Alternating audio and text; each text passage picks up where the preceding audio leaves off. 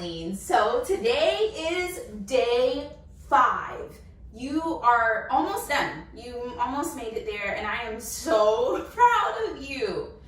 All right, so day 5 is wide-legged forward fold. I'm actually almost in the wide-legged stance. So wide-legged forward fold is a great, just moving my mat, is a great stretch. I know we've been doing a lot of resting. Resting is very important, but today I'm gonna give you what I know you want, which is the stretch. So we're gonna make our feet, our stance of our feet, double our hip width apart or even wider, okay? So what you're doing is, you see how I'm going, I am having my feet really, really wide, and my toes are pointing outward in a 45-degree angle.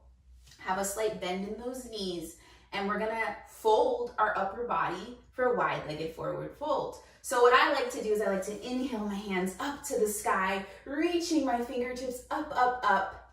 Exhale, forward fold. So this is wide-legged forward fold. If your hands do not touch, that is okay. You can place your hands on your calves like so, or you can place your hands on your thighs. Do not stress yourself with like, oh, I gotta reach. It's okay. It's okay. So you're in this wide-legged forward fold, feeling the stretch behind your thighs. Breathing, relaxing your jaw.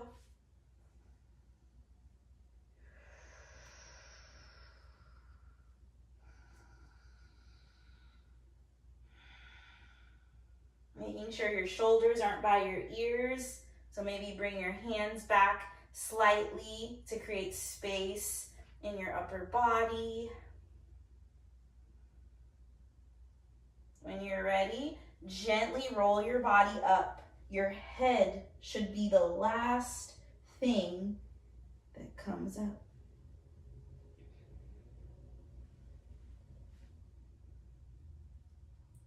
And then you heel toe your feet back to your hip width apart.